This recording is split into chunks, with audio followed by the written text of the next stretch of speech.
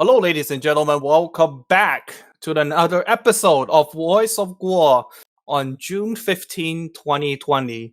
Please remember to click like, subscribe, and leave a comment down below and let us know what you think about the news that is currently happening in China. Now, for the first news of today, let's bring our attention to what is happening in Hong Kong in memory of the first suicide death of a protester called Liang Linjie.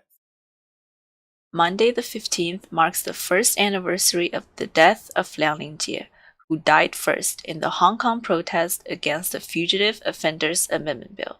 The 35-year-old Liang Lingjie committed suicide in an attempt to have the Hong Kong government withdraw the amendment.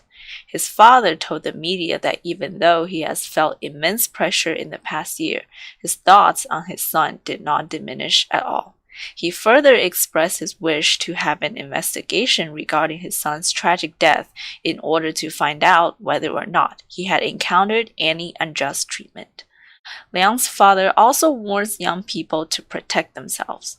When Liang's father learned that the Hong Kong people have never forgotten his son, he expressed his complicated feelings. Quote, "Every day we try to live peacefully, and now we finally accepted my son's death. However, same as every Hong Kong person, I am extremely saddened by the fact that we have to live without freedom in fear." Quote, according to reports, Mr. Liang's lawyer has repeatedly requested an investigation report from the police department, including an autopsy report and related records. However, the police never responded upon receiving the letters. After a year of the incident, the Liang's family has always hoped that the police will apply for a hearing through normal procedure.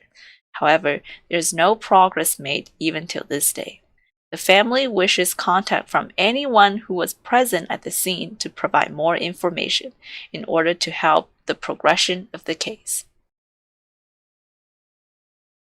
All right, thank you for the good reporting. Now let's turn our attention to what is happening in mainland China, especially after the first wave of pandemic, which caused tremendous economic damage to the Chinese economy. The spread of the CCP's virus to this day has worsened the Chinese Communist Party's regime, which has already been suffering from internal and external difficulties. A series of financial documents from Dalian, the Liaoning province, exposed the financial difficulties of the district government of Dalian and even began to misappropriate stability maintenance funds to pay the employees 5 insurance and 1 payment, which are social security benefits in mainland China, including pension, medical, unemployment, work injury, maternity insurance, and 1 housing provident fund. Dalian Pulandian Housing and Urban Rural Development Bureau stated in an official document on May 21, 2020, saying that they're specially requesting the district government to agree to borrow 1.6 million yuan to them from the stabilization fund from May 2020 to December 2020.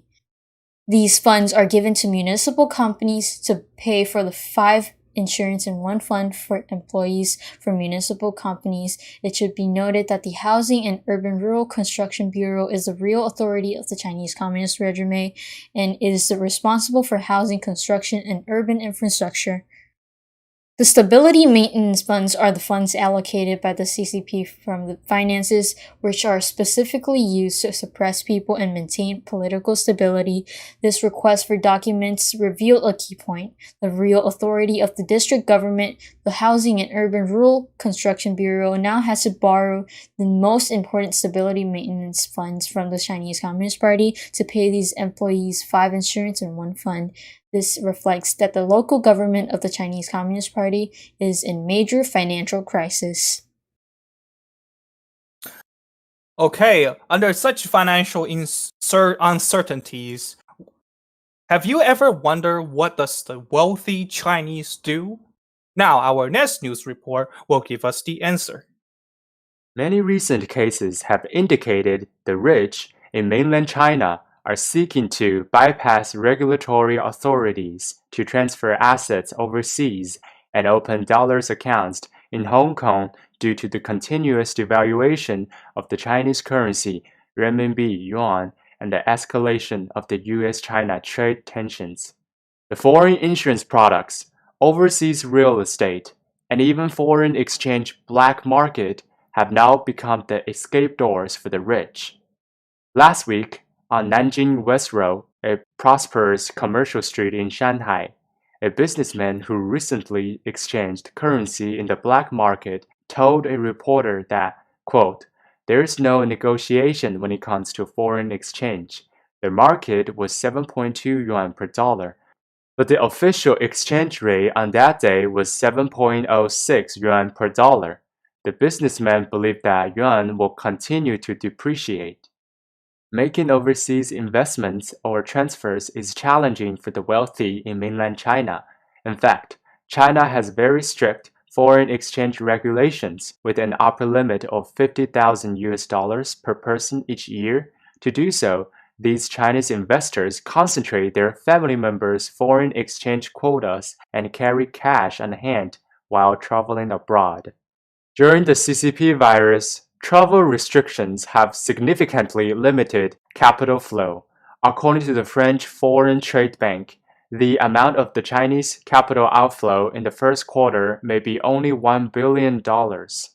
In addition, a foreign currency insurance broker in Hong Kong said, quote, "Renminbi has depreciated by more than 10% in 2 years.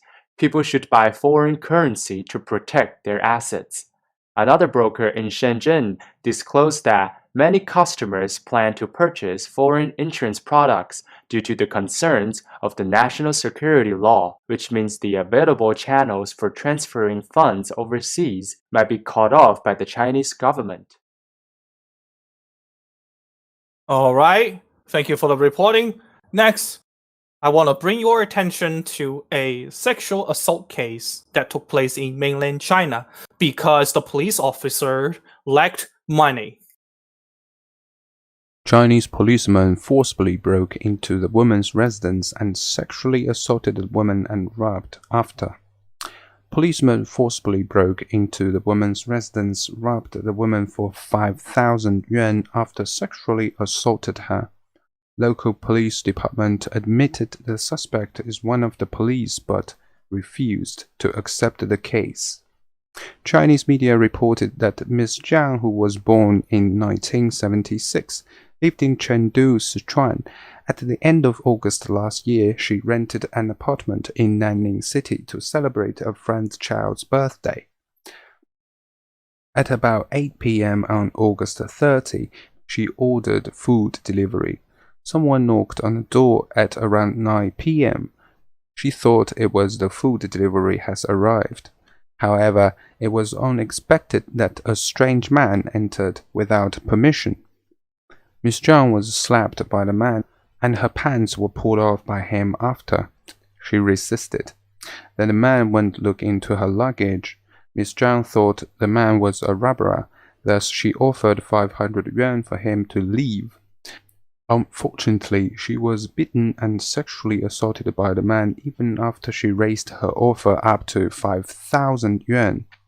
The policeman then controlled her mobile phone and ID card until Miss Zhang paid him 5,000 yuan and threatened her to leave immediately and stop living in that apartment.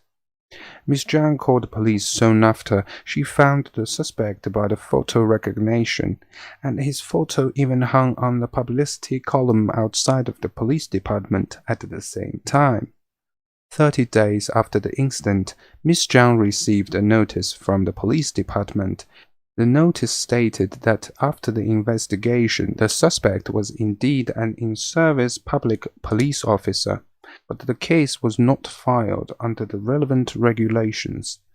She said that the police informed her the suspect had been expelled, but a Chinese media reporter found that the suspect had just been transferred to another position and was never expelled.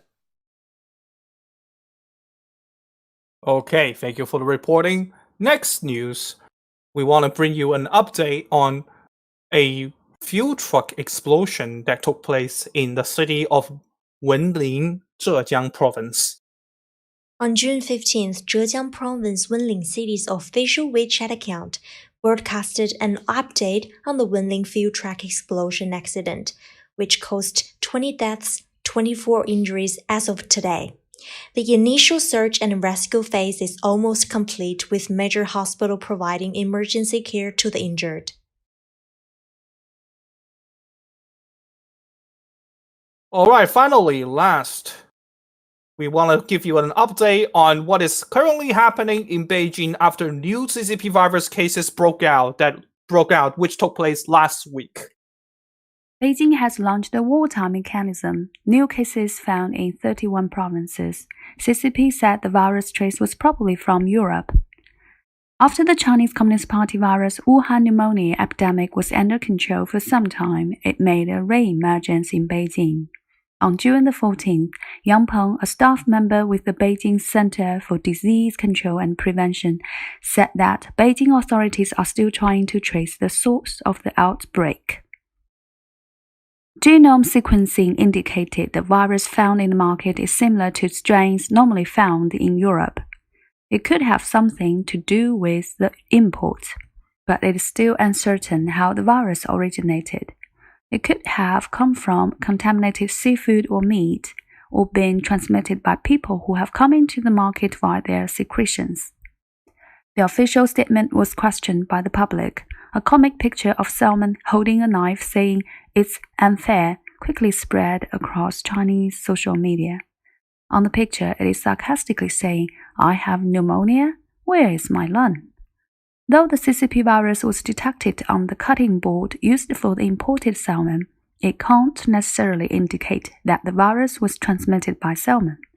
According to existing research, the overall structural difference between mammals and the fish is too large. The genetic evolution distance is too far, and the ACE2 amino acid sequence difference between the two is also large. The popular science author pointed out that fish have no lungs and breathe with gills. At present, the bulk of China's salmon imports are from Norway, Chile, and the Danish Faroe Islands, with a small amount from the United Kingdom and Australia. Alright, thank you very much for the last news reporting. Now, those are all of the news we want to brought to you today. See you next time and tune in. Remember to tune in tomorrow once again. Bye bye. Have a nice week.